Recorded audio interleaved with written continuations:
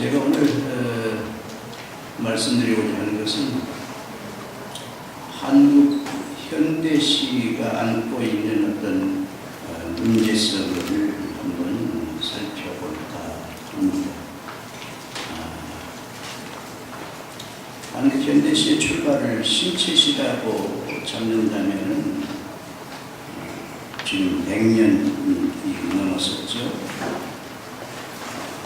문학사에서 일대는 한 세기라고는 그렇게 긴 기간은 아니기는 합니다만 그 짧은 100년 동안의 창조의 대단한 발전을 우리 한국시가 이뤘다라고 생각이 듭니다. 1910년대 현대시가 시작한 1910년대에는 두 사람이 문단을 형성하던 시대입니다. 육단과 추는 두 국이 작품 활동을 하던 시대에서 문학사에서는 1910년대를 2인 문단 시대라 이렇게 얘기를 하죠. 한 50년 지난 뒤 제가 이제 문단에 등단한 것이 1962년입니다. 현대문학 동아시대가 등단했는데 지금부터 50년 전쯤 됩니다. 그때 문단 형편은 현대문학과 자유문학이라고 하는 그 두 개의 문의지가 있었고, 그리고 문단 인구라고 해봐야 기백명에 불과했습니다. 아주 상당히 열악한 그런 상태였었죠. 그런데 50년이 지난 지금 2011년 오늘 우리 문단이 얼마나 방대하게 커졌는가 정말 놀라울 정도입니다. 그 시를 쓰는 시대로 들어가는 그 시인들이 기만 명을 해야 되는 그런 숫자에 이르렀고요.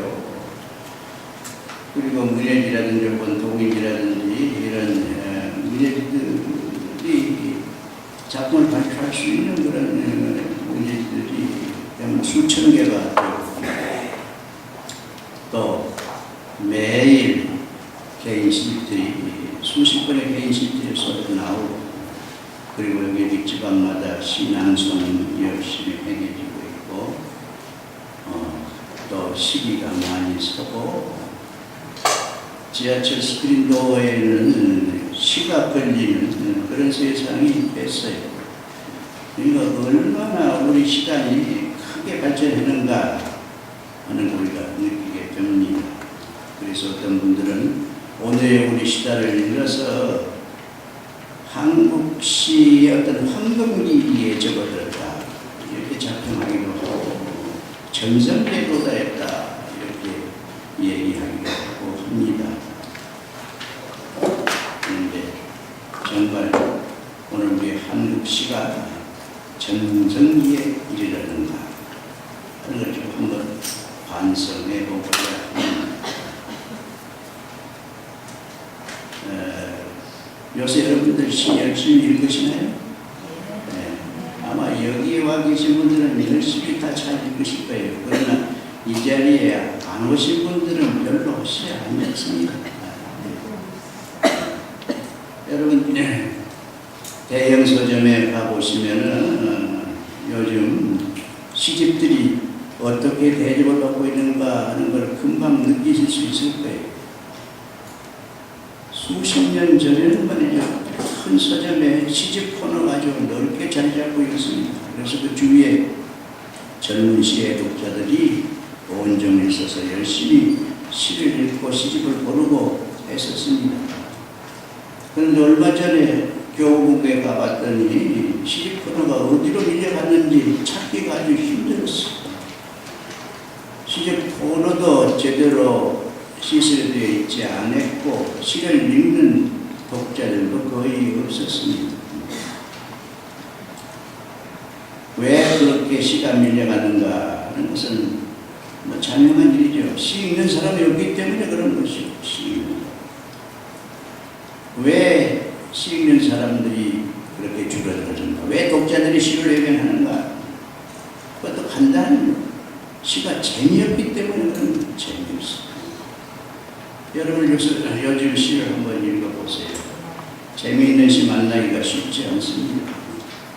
오히려 따분하고 아주 지겹고 울적한 그런 느낌을 주는 말이죠. 그런 난삽한 글들이 시라는 이름으로 세상에 많이 발표되고 있습니다. 시가 그렇게 재미없는 글, 따분한 글, 힘겹게 우리를 만드는 글이 되기 때문에 독자들이 시를 떠나간 것이 아닌가 하는 생각이 들어요. 그러면은 오늘의 시를 왜 이렇게 난삽하게 만드는가? 무엇이 오늘의 우리 시를 이렇게 만들었는가 하는 그 요인들이 무엇인가 하는 것을 제가 한번 짚어보도록 하는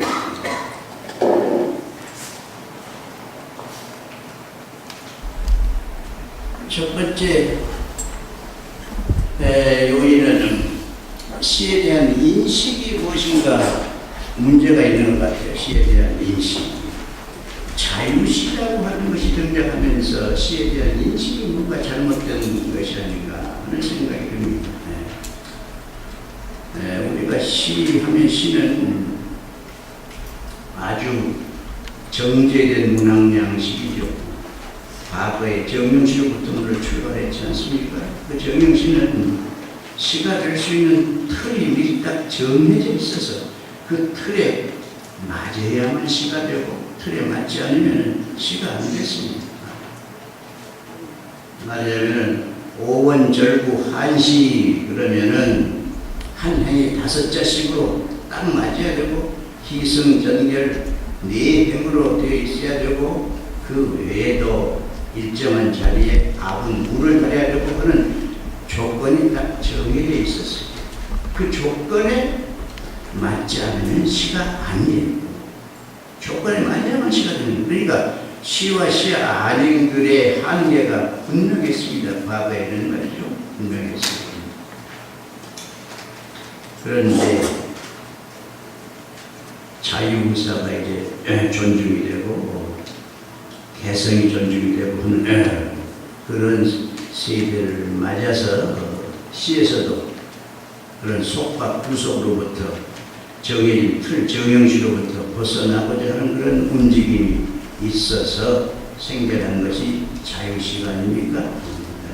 자유시는 정형시가 지니고는 틀 이것을 벗어나고자 해서 생겨난 것이죠. 그런데 문제는 뭐냐 하면은 정영시가 지니고 있는 틀을 벗어나서 자유자재 우리의 생각이나 감정을 표현하는 바로 그 의도는 좋은데 그걸 잘못 이해해서 아무렇게나 제멋대로 써도 괜찮다고 하는 그런 잘못된 인식이 문제가 된 것 같아요. 그래서 오늘날 자유시라고 해서 쓰여진 그 시는 시와 시 아닌 글의 한계가 상당히 모호해졌어요. 너무 자연스럽게 쓰다가 보니까 그래서 조금 얕잡아서 표현한다면 제국대로 쓰다가 보니까 이상한 글들이 돼서 시와 시 아닌 글의 한계가 아주 모호하게 됐어요. 그래서 지금의 시는 말이죠. 지금의 현대 시는 시인이 시라는 이름으로 발표된 글은 시라고 불러줘야만 되는 말이죠. 그런 세상이 됐어요. 정말 시가 그렇게 멋대로 써도 되는 글입니까? 저는 그렇게 생각지 않습니다. 아무리 자유시라고 할지라도 정영시가 지니고 있는 틀로부터서 자유스러워졌지 시가 지켜야 할 것은 지켜야 되는 것이죠. 아무 생각이나 시로 쓸 수 있습니까? 그렇지 않잖아요. 시적인 생각을 시로 만들 수 있어요. 자, 표현하고자 하는 이 생각을 아무런 말이나 끌어다가 씁니까? 그렇지 않잖아요. 그 생각이나 느낌을 가장 적절하게 표현할 수 있는 시어들을 골라서 선택해서 표현해 주지 않습니까? 그걸 또 어떻게 늘어놓아야 됩니까? 운율에 실어서 또 아름답게 압축해서 짧게 이렇게 표현해야 된다고 하는 그런 시가 지녀야 할 말이죠. 그런 조건이 있는 것이에요. 그런 조건에 맞추어서 써야 되는 거예요. 다만 고정적인 정형시와 같은 고정적인 형태 거기에 구속되지 않는다 뿐이지 시가 지켜야 할 그런 여러 가지 요소들 이런 것으로부터 절대 자유스러워진 것은 아니라는 말씀입니다. 그래서 저는 그래요. 자유시는 말이죠. 자유시는 형식의 틀만 없을 뿐이지 매 작품마다 시인이 자기가 지금 표현하려고 하는 생각과 감정에 가장 알맞는 시어를 골라서 가장 알맞는 형식에 담아서 표현해내야 되는 그런 글이에요. 따라서 자유시는 매 작품마다 새로운 형식을 창조해가면서 쓰는 글이에요. 그러니까 사실은 정형시보다도 어떤 면에서는 더 힘들고 어려운 시인의 노력이 더 요구되는 그리고 책임이 따르는 말이죠. 그런 시라고 저는 생각을 합니다. 매 작품마다 새로운 시 형식을 창조해가면서 쓰는 것이 자유시다. 그래서 나는 자유시라고 하는 명칭이 적절치 못하다고 생각합니다. 이 자유시라는 명칭보다는 말이죠. 비정형시라고 불려요. 비정형시. 정형시가 아니다. 비정형시다.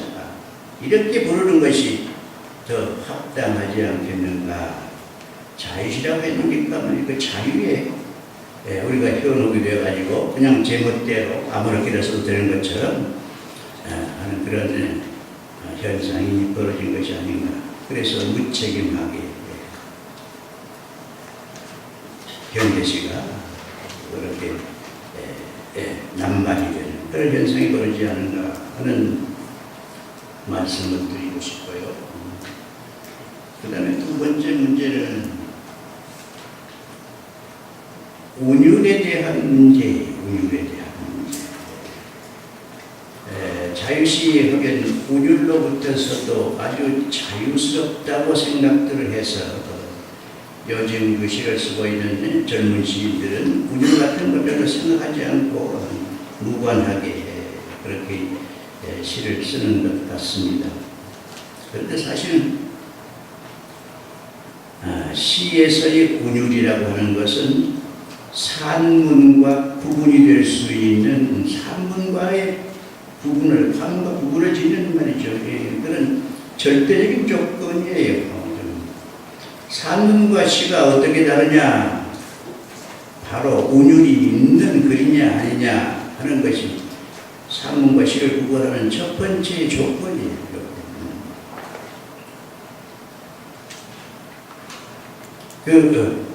운율이 사실은 정형시가 그런 형태를 지닌 것은 곧 뭐냐 하면 그런 운율 속에 담기 위해서 그런 형태를 가진 것입니다. 시가 어떤 행을 갖는다고 하는 것은 산문과 달리 시를 토막을 쳐서 행으로 나누지 않습니까? 그 시의 행이라는 것은 뭐냐 하면 운율의 틀이에요. 운율의 틀. 그러니까 과거의 정형시가 그런 틀을 지녔다고 한 것은 그런 운율 속에 담기 위해서 그런 형식이 생겨나는 것이에요.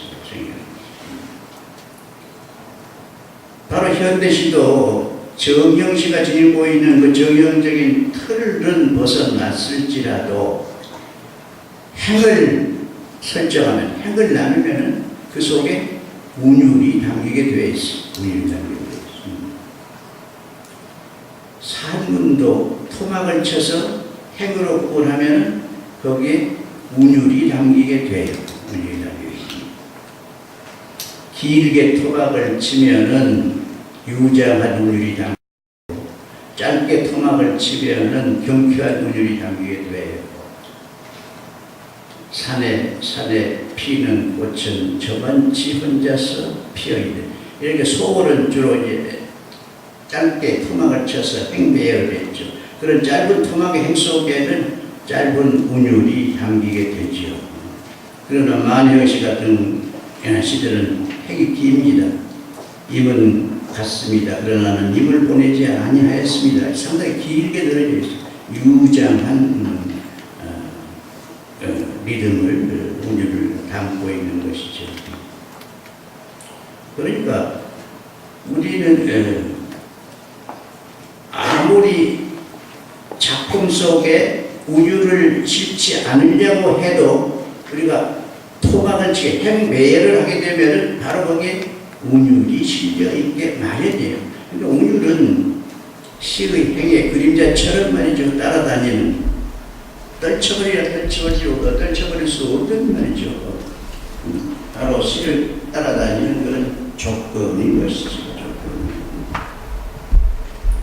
그런데 그 운율이 아주 중요해요. 우리의 심금을 울리는 중요한 역할을 해요. 여러분들 예술 가운데 말이죠. 가장 청중들을 매료시키는 그런 예술이 어떤 예술인가요? 바로 음악이죠. 음악은 민족이고 언어를 초월해서 수많은 사람들에게 어필하는 대단한 힘을 가진 예술. 바로 이 가수들이 얼마나 인기가 있는 것만 우리가 봐도 음악이 얼마나 대단한 위력을 지니고 있는가 금방 알 수가 있어. 바로 시가 지니고 있는 운율이라고 하는 것은 바로 시가 지니고 있는 음악적인 요소입니다. 음악적인 요소. 그래서 같은 내용의 말이라도 그냥 얘기한 것보다는 운율에 실어서 표현한 것이 훨씬 감동적으로 닿아요. 춘향전이라고 하는 소설을 그냥 읽어서 느끼는 것보다도 춘향가라고 하는 판소리를 들을 때 우리는 훨씬 더 감동을 하게 됩니다.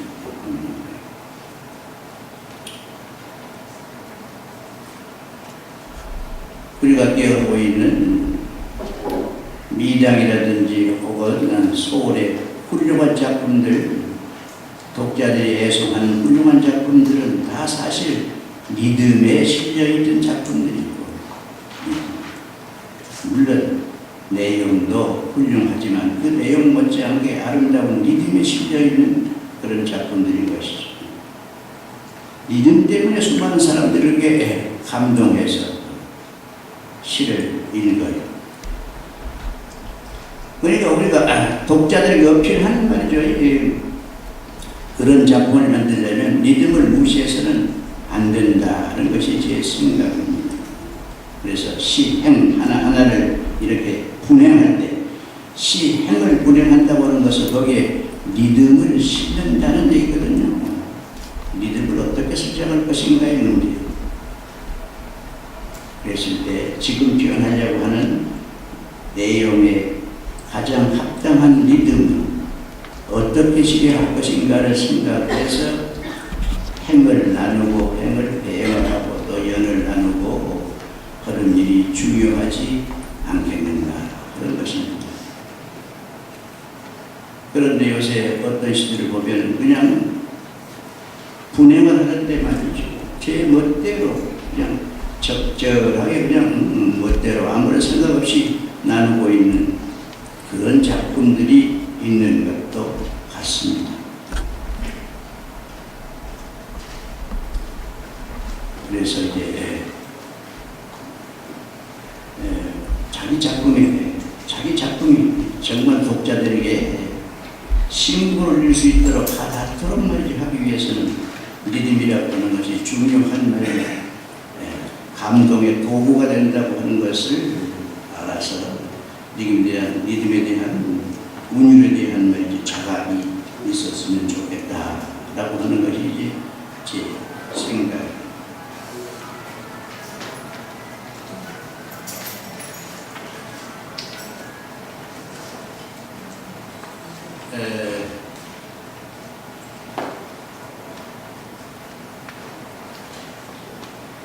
그다음에 이제 세 번째 얘기는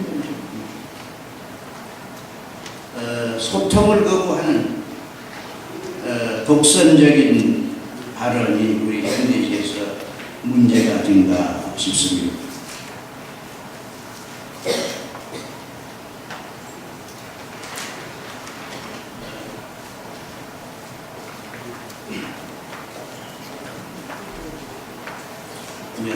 좀 마시면서 얘기하겠습니다.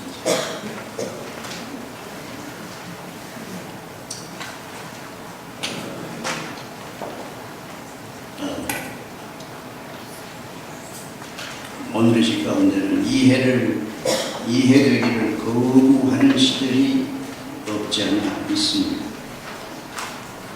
사실은 시는 다른 문학장르에 비해서 좀 어려운 장르입니다.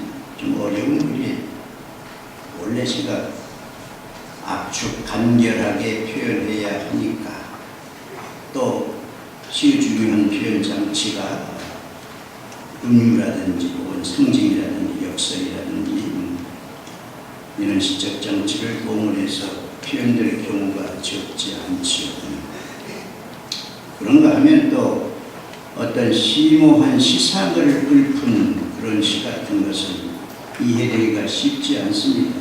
그래서 흔히 시의 특성을 난해성이라고 해서 그 난해성을 시의 중요한 특성으로 얘기하는 사람도 없지 않습니다. 하여튼 다른 문학 장르에 비해서 시는 좀 어렵기는 해요. 그러나 독자들도 좀 더 노력을 해서 이해하려고 하고, 그리고 시인들도 말이죠, 아무리 어려운 시상일지라도 독자들이 쉽게 접근할 수 있도록 쉽게 풀어서 잘 표현하려고 노력을 한다고 하면은 시인과 독자들의 간격은 좁혀질 것입니다. 시도 아마 쉽게 이해가 될 수 있는 그런 길이 있지 않을까 생각이 드는 거죠.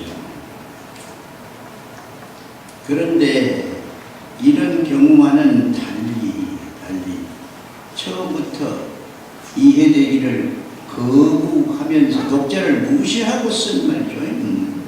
그런 발언, 그런 시들이 없지 않아 있다는 얘기. 사실 아무리 훌륭한 내용을 담고 있어도 독자에게 전달될 수 없다면 그것은 아무런 의미가 없는 것이죠.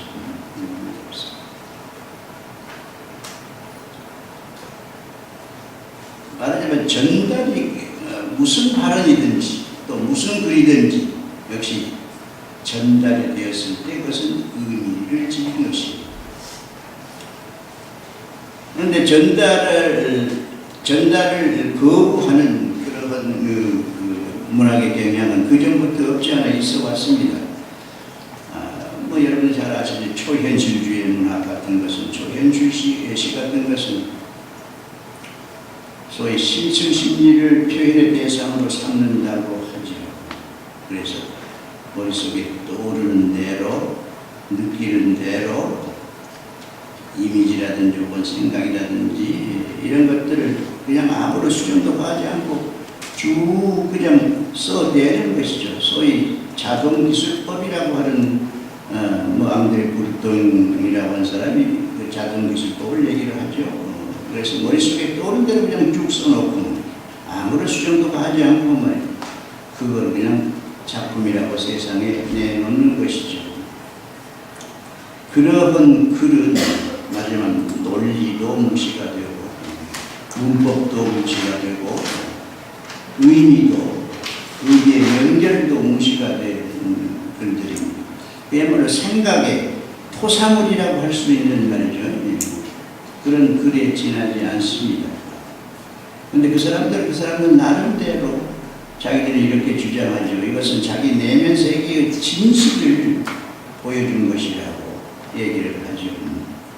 글쎄 그런 의미가 있을런지는 몰라도 그러한 글이 세상에 어떠한 도움을 줄 수 있느냐 했을 때 세상을 긍정적으로 변화시키는 데는 별 의미가 없다고 생각합니다. 저는 문학의 의미, 시의 의미, 시가 세상을 긍정적으로 변화시킬 수 있는 그런 작품일 때의 존재의 의미가 있다라고 저는 이제 생각을 합니다. 또 하나 이제 독자들을 무시하고 일방적인 그 독설적 발언을 한 그 유파가 김춘수 시인에 의해서 시도됐던 말이죠. 무의미 시라고 하는 거죠. 무의미 시라고. 무의미 시도 초현실주의 시와 비슷한 그런 기법에 의해서 쓴다고 김춘수 선생은 이제 그렇게 고백을 했습니다. 그런데 이제 무의미 시가 추구하는 것은 난 무의미 시는 이름을 무의미 시라고 하는 것보다는 비대상 시라고 이렇게 부르는 것이 더 적절할 것 같아요. 무엇과 비교해서 얘기할 수 있느냐 하면 그림, 회화에 비교해서 이해를 하게 되면 쉽게 이해가 갑니다. 구상화가 있고 비구상화가 있죠. 그림에서 구상화는 구체적인 사물을 그린 것이 구상화, 비구상화는 현실적으로 존재하는 어떤 사물을 그리는 것이 아니죠. 그러니까 사과를 그리면 그것은 구상화예요. 그런데 비구상화는 말이죠. 그거는 이 세상에 존재하는 사물을 그린 것이 아니라 그냥 자기가 그리고 싶은 선과 색채를 가지고 마음대로 그리는 것이 비구상화예요. 비구상화 작가들은 이렇게 주장을 하죠. 자기들은 대상으로부터 자유스럽다고 얘기해요. 사과를 그린다면 말이죠. 사과처럼 그려야 되죠. 그러니까 구상화가들은 사물에 얽매이는 것이 사과처럼 그려야 됩니다. 얽매이는 이 물병을 그리면 물병처럼 그려야 돼요. 이 물병에 얽매이는 그러니까 어떤 대상을 모방하는 그런 구상화는 바로 대상에 속박, 구속된다고 보는 것이죠. 그러나 어떠한 대상에 구속되지 않고 내가 그리고 싶은 대로 그린다라고 하면 바로 사물로부터의 해방이 된다고 얘기해요. 사물로부터의 해방. 세상으로부터의 해방. 이게 좋게 얘기하면 자유스러운 창조 활동이라고 얘기할 수가 있겠죠. 이와 비슷한 발상을 가지고 있는 바로 시의 대변량이 무의미 시라고 하는 것입니다. 말하자면 대상으로부터 대상으로부터 자유스러워지겠다고 하는 것이에요. 기존의 생각으로부터 어떠한 이념으로부터 예속되지 않고 자유스러워지겠다고 하는 것입니다. 그런데 회화의 경우에는 색채나 선이 원래 의미가 없는 것이니까 완전한 의미가 없는 그런 비구상의 세계가 이제 구축이 되는데 시인 경우에는 언어를 가지고 만들어야 되는데 언어 그 자체가 원초적으로 의미를 다루고 있는 것이니까 완전히 비구상화처럼 말이죠. 그런 아무런 의미도 없는 그런 세계를 구축하기가 어려워요. 안 되죠. 그래서 여기에서는 이제 알파벳을 갖다가 흐트러 놓고 그 시라고 해서 발표하는 그런 실험적인 작품도 이제 만든 사람들도 있기는 합니다만은 그러나 그건 성공할 수가 없는 것이죠. 그래서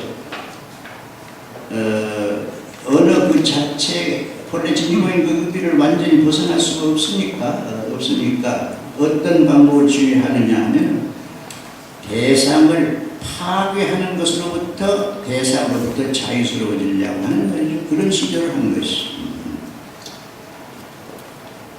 그러니까 사과처럼 그리는 것은 대상의 엉배인 것이지만 사과에다가 만약 날개를 하나 단다 그러면은 사과처럼 안 그려도 상관없는 거예요. 그렇게 대상을 깨뜨리면서 대상으로부터 자유스러워지려고 하는 그런 시도를 시에서 했어요. 그래 김춘수의 우이빗이 같은 거 보면은 별에다가 겨드랑이를 집어서 별 겨드랑이를 보고 싶다. 구름 발바닥을 보고 싶다. 풀 발바닥을 이런 식으로 말이죠. 사부를 깨뜨리는 거. 그런가 하면 관념도 또 깨뜨리려고. 관념도 나의 하나님이라고 하는 그 시가 있죠. 나의 하나님, 당신은 슬픈 비애다. 나의 하나님, 당신은 부죽간에 걸린 커다란 산점이다. 하나님을 부죽간에 걸린 산점이라고 표현하고, 쓰라고 여인의 마음속에 가라는 무슨 노새 항아리라고도 얘기를 하고, 이런 식으로 말이죠. 이런 식으로 작품을 만들어내는데, 바로 그 의도는 뭐냐 하면 하나님을 표현한 것이 아니라 우리가 알고 있는 기존의 하나님을 뭉개뜨리는 것이, 깨뜨리는 것이. 그러면서 새로운 세계를 만들겠다는 것이.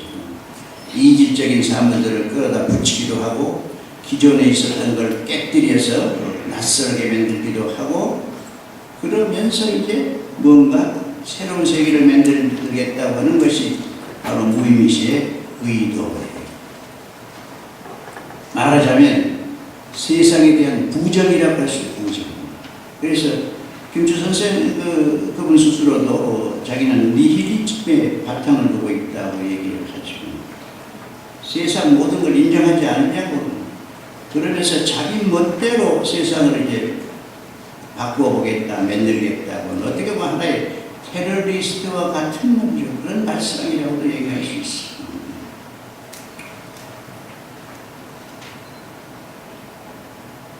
이런 시도를 김춘수 선생은 했어요. 그러면서 무의미시라고 하는 새로운 영역을 한국 시달에 제시를 했습니다. 말하자면 한국시의 영역을 그만큼 넓혔어요. 그런데 그분은 공헌을 한 것이에요.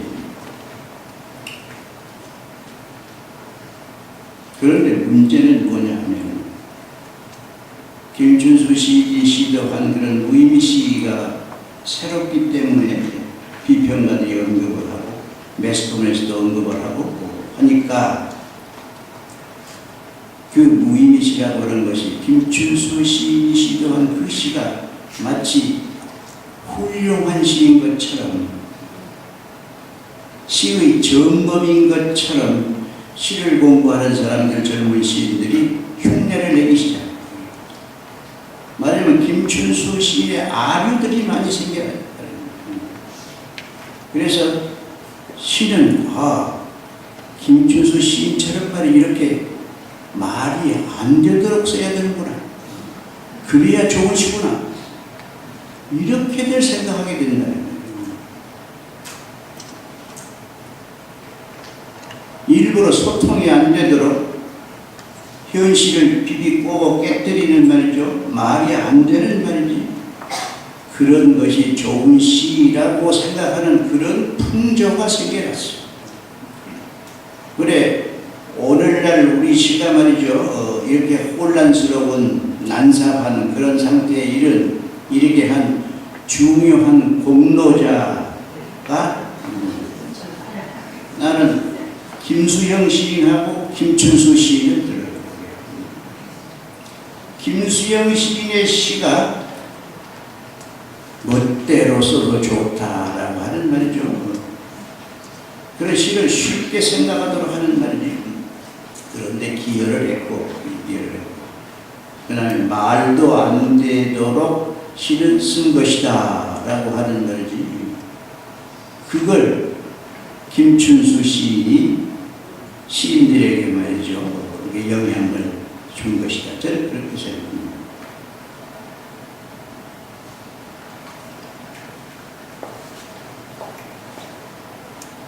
정말 전달이 안 된 일방적인 발언, 어떻게 보면 일방적인 발언, 독설적인 발언이라고 할 수 있는데 시가 정말 그래야 될 것인가. 독자들을 무시하고 자기 혼자 말이죠. 그렇게 일방적인 독설을 하는 그것이 의미 있는 것인가. 물론 울적한 감정으로부터 자기 독설을 내뿜으면서 울적한 감정으로부터 해방하기 위해서 자기 개인의 어떤 카타르시스 같은 것을 할 수 있을는지는 모르겠습니다. 그러나 글로 써서 세상에 발표할 때는 그 글이 세상에 미칠 영향도 사실 생각해야 됩니다.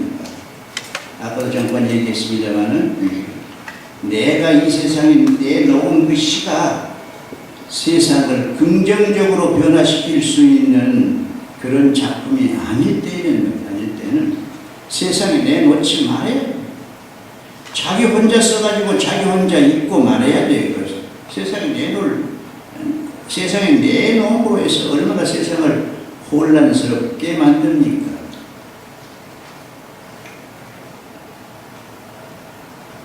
그리고 새로운 실험, 이것도 중요한 것이죠. 시에서의 새로운 시험 역시 자꾸 해야만 됩니다. 음풍농을 과거의 시에 얽매여서는 안 되는 거죠. 그런데 그 새로운 실험이라고 하는 거, 새로운 거, 이것도 방금 얘기한 것처럼 세상에 도움이 될 수 있는 긍정적인 방향으로 세상을 변화시킬 수 있는 그런 실험이야만 됩니다. 그래야 그것이 새로운 전통으로 자리 잡을 수 있는 것이지, 그렇지 않으면 세상을 혼란스럽게 만드는 것입니다.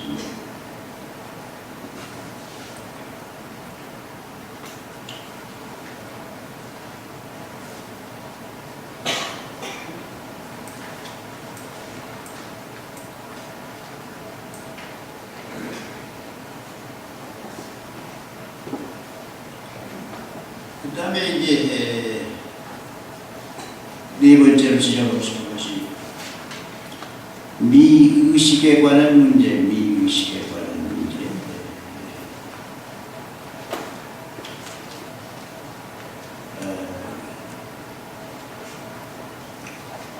시가 예술 작품으로 대접을 받으려면 아름다움과 무관한 글이어서는 안 되겠다라고 하는 것이 제 생각입니다.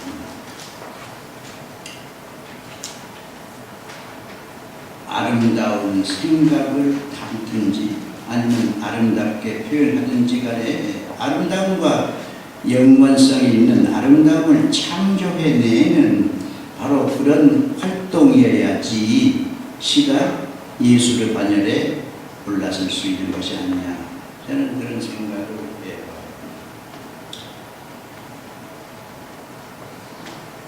물론 이제 격한 감정이라든지 혹은 남을 미워하는 증오라든지 세상에 대한 비판이라든지 이러한 생각들도 시의 중요한 소재가 될 수야 있겠죠.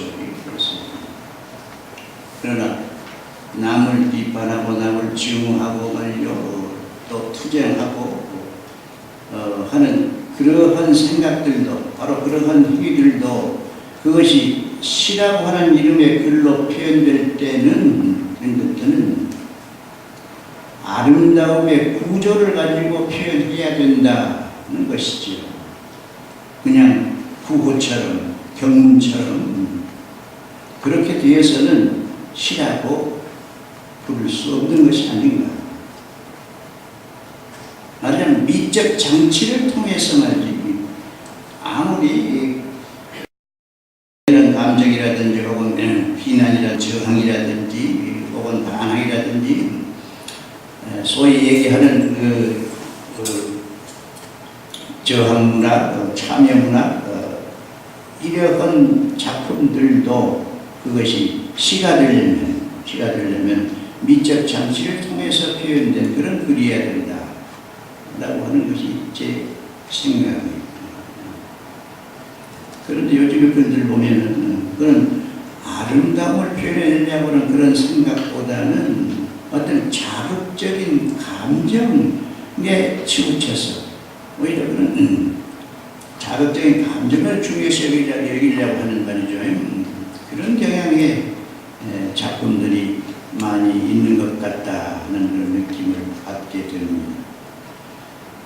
그런데 아름다움을 표현해내는 것도 그렇습니다. 지나치게 미사 욕구를 집어넣어서 꾸며서 억지로 표현하려고 하는, 만일 그런 작품 같으면은 그런 작품 같으면 격이 떨어진다. 말하자면 너무 짙게 치장을 한 거리의 여성들이 격이 없이 보이듯이 말이죠. 글도 지나치게 억지로 치장해서 꾸며서 만든 그런 글들은 격을 잃게 위해서 바람직하지 않는 게 아닌가 라는 그런 생각을 가져봅니다.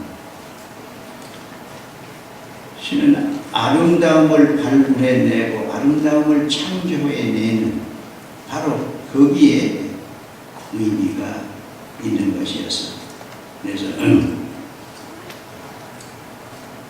아름다운 요소, 이것을 잃지 않는 그런 시가 되어야 될 텐데, 그 아름다움을 놓치기 때문에 시가 저속한 수준이 낮은 말이죠. 그런 감동성이 또 떨어지는 그런 작품들이 되지 않을까 하는 생각입니다. 그 다음에 다섯 번째로 말씀드리고 싶은 것이 시 정신의 퇴락이라고 하는 시 정신의 퇴락. 인간은 얘기할 때 혹은 글로 표현할 때 그 글이나 말 속에 무엇인가 의도하는 것이 다 담겨 있죠. 시인이 시를 쓰는 것도 그 시 속에 시인의 의도가 담겨 있게 마련이에요. 말하자면 어떤 목적의식을 가지고 시를 쓰는 거예요. 어떤 생각을 실현하기 위해서, 어떤 욕망을 성취하기 위해서 쓴다고도 할 수 있어요. 우리가 쓰는 시 속에는 바로 그 시인의 어떤 실현하고자 하는 욕망이 담겨 있어요. 이 세상의 모든 언술이 그런 욕망을 담고 있듯이 시 역시 그렇다는 말씀입니다. 그런데 이제까지 수많은 사람들의 사랑을 받는 훌륭한 작품들, 인류에 회자되는 그런 훌륭한 작품들 속에 담겨 있는 시인의 욕망은 보통 일상인들의 언술 속에 담겨져 있는 그런 세속적인 욕망과는 다르다는 얘기입니다. 수많은 사람들이 사랑하는 말이죠. 훌륭한 시인들의 유명한 작품 속에 담겨 있는 시인의 욕망은 돈을 많이 벌겠다든지 출세해야 되겠다든지 남을 지배해야 되겠다든지 이런 세속적인 욕망과는 달라요. 어쩌면 그런 세속적인 욕망을 넘어서고자 한 욕망이 그 속에 담겨 있습니다. 저는 그런 욕망을 승화된 욕망이라고 이런 표현을 써요. 승화된 욕망. 세속적인 욕망을 넘어서고자 하는 욕망.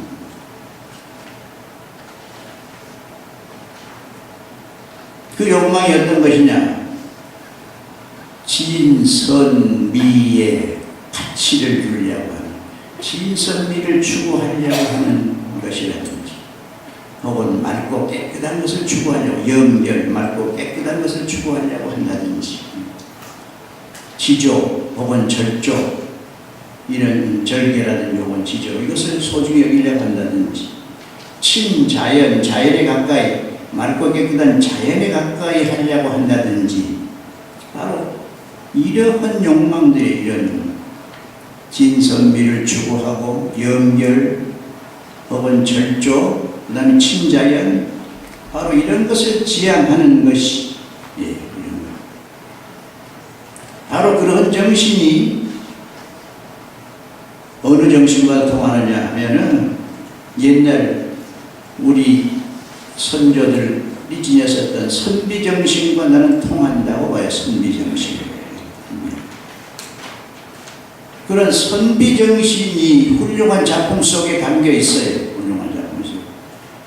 나는 그런 선비정신을, 훌륭한 작품 속에 담겨 있는 그런 선비정신을 시정신이라고 불러요. 이상적인 시정신이라고. 그런데 오늘날 시 속에는 그런 이상적인 시정신, 말하자면 선비정신, 이걸 찾기가 쉽지 않아 보입니다. 쉽지 않아.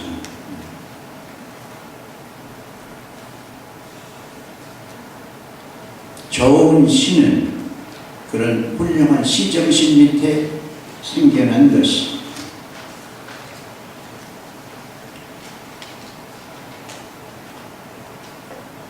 어떤 분들은 시에 무슨 정신이 있느냐, 시정신 같은 건 뭐 얘기될 것이 못 된다고 주장하는 분들도 없지 않아 있어. 바로 제가 자꾸 거론해서 미안하긴 합니다만, 김춘수 선생 같은 분은 시정신 같은 거 생각하지 않아요. 2001년인가 2001년에 현대시학이라고 하는 시기에 1월호에다가 그 김춘수 선생님께서 건건녹초라고 하는 그런 권두시론을 갖다 발표하셨는데, 그 내용이 어떤 것이었냐면, 시라고 하는 것은, 시를 만든다고 하는 것은 이 크래프트의 그 기술만 있으면 되는 것이다. 시는 기술 갖고 기술만 있으면 되는 것이다. 그러니까 인격 같은 것은 문제될 것이 없다라고 하는 이런 지론을 폈어요. 그러니까 시는 말이죠, 언어를 잘 다루는 기술만 있으면 되지, 뭐 인격 같은 거 이런 거 크게 문제가 될 것이 아니다 라는 그런 주장이었죠. 그분은 원래 이제 의미 없는 시, 내용 같은 걸 부정한 분이기 때문에 이제 그런 주장을 하셨어요. 그래서 제가 이제 어디 그럴 수가 있습니까? 라고 이제 반발하는 글을 써가지고 그 다음 호에 내가 이제 발표를 하기도 했습니다만, 그 내용 같은 것이 아마 여기서 소개할 필요가 없겠습니다만은, 그랬더니 또 그 선생님께서 또 이제 또 반발하는 글을 이제 또 그 다음에 발표를 하셨어요. 그래서 내가 또 이제 거기에 반발하는 또 글을 써가지고 발표하려고 하다가, 원로 선생님하고 계속 맞섰다 보니 불쌍하게 생각이 드는 것 같아서, 그래서 제 반발문은 발표를 하지 않고 나중에 제가 낸 그 실론집, 미지한 젊은 시인에게라고 하는 실론집에는 발표를 했어요. 그런 적이 있긴 합니다만은, 이렇게 시를 만들어낸 시인의 인격 혹은 정신, 이런 건 별로 달갑게 생각하지 않으려고 하는 그런 분들도 없지 않아 있기는 있어요. 그러나 저는 그렇습니다. 사실은 좋은 시는 좋은 시인 속에서 생겨난다. 그러니까 좋은 시 쓰려면 우선 좋은 시인이 돼야 된다. 맞아요. 인격을 갖춘 말이지. 그러는 시인이 먼저 돼야 된다. 그런 것이 제 지론이, 말하자면 시정신을 갖춘 그런 사람에게서 좋은 작품이 생겨난다. 뭐라고 그런 말씀을 이제 드리고 싶은 거예요. 그래서 시인들은 언어를 잘 다루는 그런 기술을 갖기 이전에 자기 생각을 담고 인격을 잘 닦는다는 그런 수련이 사실은 필요한 것이 아닌가 하는 그런 생각을 했습니다. 5가지 말씀을 드렸어요. 시에 대한 인식이 잘못됐다. 너무 시를 쉽게 생각하는 것이 병폐가 아닌가. 그래서 자유시라고는 이름보다는 비정형시라고 부르는 것이 더 좋을 것 같다라는 의미고, 그 다음에 시에서 중요한 것은 뭐냐? 리듬이 아주 중요한데 요새 리듬을 소홀히 하고 있다. 리듬은 말이죠. 리듬은 바로 시의 내용을 독자들에게 잘 전달하는 도구예요, 도구. 그러니까 리듬에 실려서 표현해야 바로 독자들의 가슴을 울리는 말이지 중요한 역할을 할 수가 있는데 리듬이 너무 요새 시켜내시는 소홀히 되고 있다. 그 다음에 3번째는 일방적인 그 독설적 발언이 문제가 된다. 자기 혼자만을 생각해서 독자를 무시하는 그런 독설적인 발언, 이건 지양해야 될 것이 아니냐, 그런 말씀을 드렸고, 아니면 소통이 안 되는 그런 사실은 존재 의미가 없는 것이라는 얘기고, 그 다음에 아름다움에 대해서 말이죠. 좀 관심을 다시 가져야 될 것 같다. 시는 아름다움을 창조해내는 예술이라고 하는 가장 근원적인 말이지, 그 원칙을 우리가 저버려서는 안 되지 않겠는가. 그리고 시 정신을 되살리는 말이지, 바로 그런 풍토가 되었으면 좋겠다라고 하는 얘기입니다. 그래, 맨 처음에 우리 시단이 이렇게 풍요를 줬다는 말씀을 했습니다만, 제가 보기에는 겉보기에는 마치 시의 황금기에 우리가 살고 있는 것처럼 보이지만 우리는 사실 시의 위기에 지금 처해 있습니다. 시가 지금 존재할 수 있느냐, 그렇지 않고 시가 소멸하느냐 하는 그 중요한 고비에 지금 우리가 와 있다는 거예요. 독자들이 계속 시를 외면하면은 시는 금방 사라지고 말 것이다. 말하자면 시가 감동성을 회복하지 않으면 독자들을 다시 얻지 못해. 그러니까 시가 다시 살려면 시인들이 독자들이 많이 읽을 수 있는 말이지, 그런 작품들을 우리가 생산해내야 되는 거예요. 말하자면 재미있고 감동적인 그런 작품들을 우리가 많이 만들어내야만 되는 거예요. 시가 재미있고 감동적인 작품이 되면은 떨어졌던 독자들이 오지 말라고 해도 다 와서 시를 사랑하게 될 거예요. 그래서 나는 오늘 우리 시인들이 해야 될 가장 시급한 문제가 뭐냐? 시에서 감동성을 다시 회복하는 그런 일, 그게 중요하다라는 것이 제 주장이에요. 이런 일을 개인도 하지만은 어떤 사회단체라든지 혹은 문예지라든지 이런 데서 적극적으로 펼칠 필요가 있지 않느냐.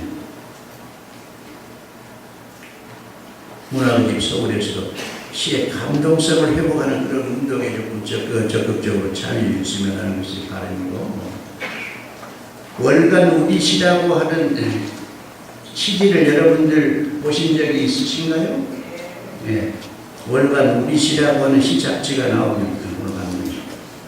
이번 6월로 267호인가 이렇게 나오는데, 애초에 그것이 생겼을 때는 우이동 시인들이라고 하는 시인들이 있었는데, 그 시인들이 시낭송회를 하면서 우이동 시낭송회가 생겼고, 그 다음 우이동 시낭송회가 좀 발전하면서 우이시회가 됐고, 그 우이시회가 좀 발전해서 우리시 진흥회가 됐고, 그 우리시 진흥회가 지금 만들어내고 있는 것이 월간 우리시라고 하는 시잡지인데, 그 월간 우리 시에서 제약하고 있는 모토가 뭐냐면 시에서 현대시 속의 감동성을 다시 회복하자는 운동을 펼치고 있는 것이 여러분들 관심 있게 한번 살펴봐 주시고 여러분들이 쓰신 작품들도 어떻게 감동성을 작품 속에 담을 것인가를 생각하시면서 작품을 쓰십시오. 시의 생명이라고 하는 것은 감동성과 바로 정비례하는 것. 얼마나 감동성을 지어주냐에 의해서 그 작품의 생명력이 얼마나 긴가가 달려있다고 생각이 듭니다. 두서없는 말씀 여러분 듣느라고 수고 많으셨습니다. 좋은 작품들 많이 쓰시기 바랍니다. 고맙습니다.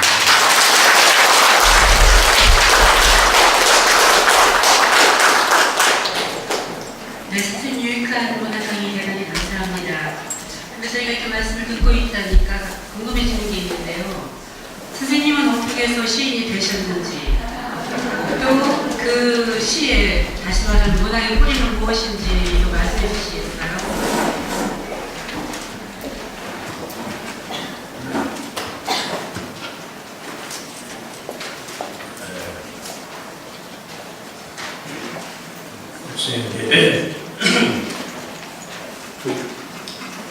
어떻게 해서 시인이 되는가? 뭐 여러 가지 요인이 있겠습니다만은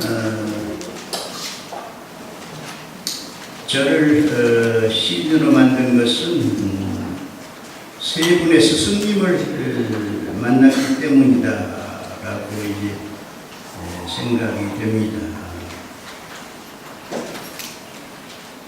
세 분의 스승님은 첫 번째는 저희 조부님이고 두 번째는 중학교 2학년 때 만났던 체육 선생님이고 세 번째는 고등학교 때 만났던 국어 선생님이고 이 세 분 선생님 때문에 제가 시우기에 접어든 것이 아닌가 생각이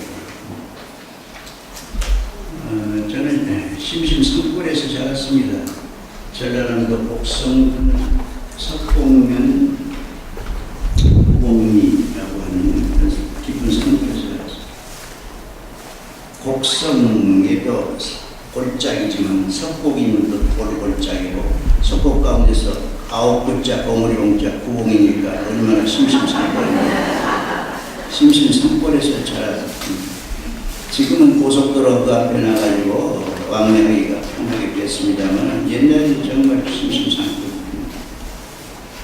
저희 조부님이 대동아전쟁을 공습을 피해서 산골로 이렇게 피난해서 들어와서 자리를 잡은 곳입니다. 대밭 속에서 조금은 오두막에 쓰였는데 어렸을 때부터 이제 저는 조부님과 함께 이제 지냈어요. 조부님께서는 이제 한학을 하신 분이었는데 그래서 제가 4살 때부터 조부님으로부터서 한문 공부를 했어요. 제가 배운 한문 공부의 그 교재가 뭐냐면 추구라고 하는 교재, 추구. 추구는 뽑아낸다는 주자에 구는 구절이라는 구자. 그러니까 좋은 식구 같은 데서, 좋은 식구들 가운데서 뽑아내가지고 만든 그런 아동을 위한 교재예요. 아동을 위한 교재. 그러니까 주로 천자문 같은 거 이런 것이 교재로 쓰기도 합니다만은 저는 그런 추구를 가지고 그러니까 그 식구예요. 식구를 가지고 이제 교재로 삼았어요. 천고 일월명 지구 천옥생 뭐 이렇게 시작이 됩니다. 하늘이 높으니까 날과 달이 태양과 달이 밝고 지구 천옥생 땅이 두터우니 풀과 나무가 잘 자란다 이런 식으로 해서 시작된 바로 그런 글인데 그 공부를 하는 가운데 이런 구절을 만났어요. 구주 매화락이요 계행 주겹생이라 이런 거예요. 구주 매화락이요 개가 달림에 구주 개가 달림에 매화락 매화꽃이 떨어지고 개가 달리면 왜 핫꽃이 떨어지고, 그 다음에 계행주ገብ생, 달기, 감에 댄잎이 떨어진다. 이런 문제 있습니다.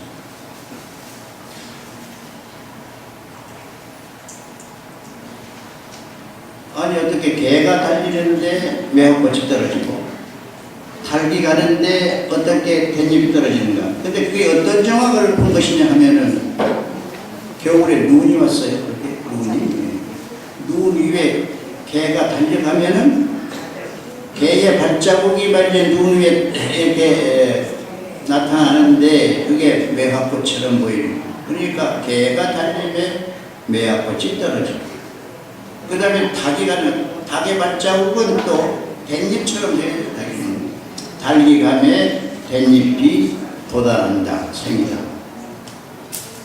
이 구절을 읽으면서 참 그럴듯하다는 생각이 들었어요. 참 글이라고 하는 것이 말이야 이렇게 재밌나? 그런 생각을 했습니다. 이걸 말하자면 내가 시를 접하게 된 최초의 그 경우인데, 만약에 처음부터 그러니까 저는 교과서를 시를 가지고 배운 셈이죠. 사실 추구라고 하는 것이 그런 좋은 식구들을 갖다 뽑아서 만든 것입니다. 그래서 시라고 하는 글에 접하게 됐고, 그 다음에 두 번째는 제가 중학교에 들어갔습니다.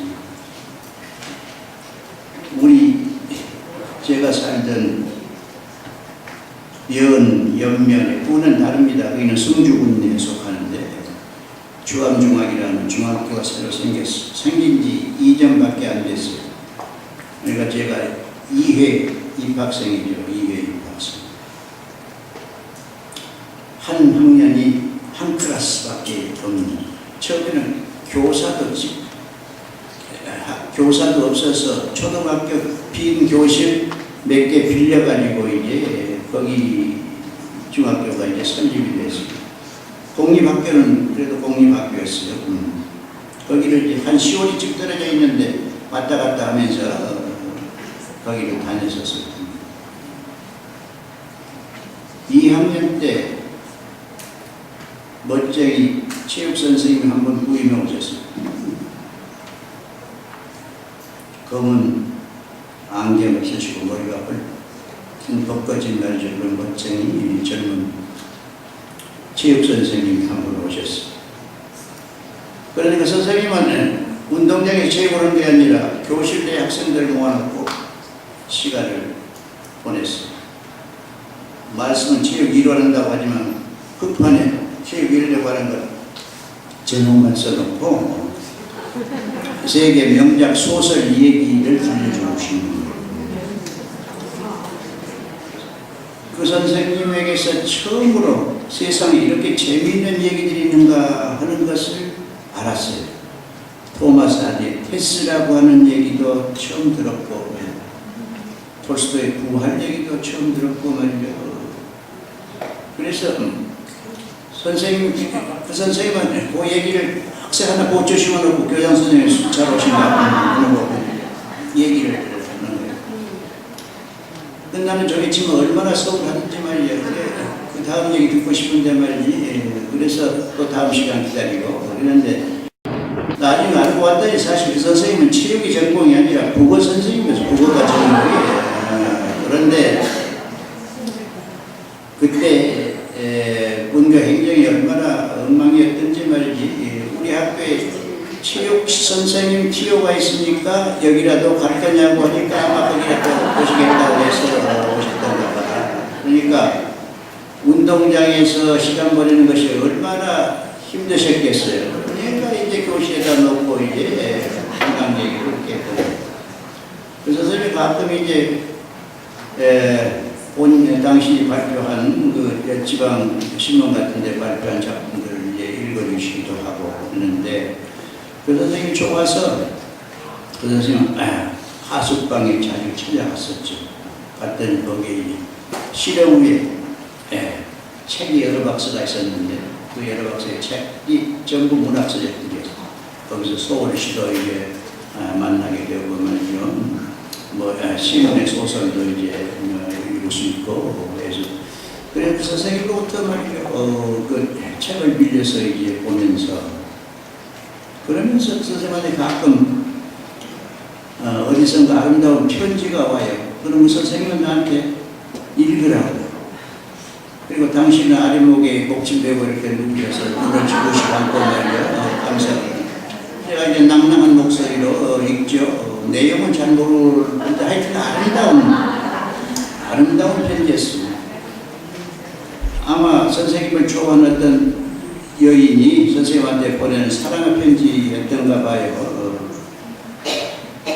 그러면서 그 편지를 이제 읽으면서 나도 이렇게 아름다운 문장을 구사할 수 없을까라고 생각해서 선생님한테 저도 좀 아름다운 글을 쓸 수가 없겠습니까? 했더니 매일 일기를 열심히 쓰라고.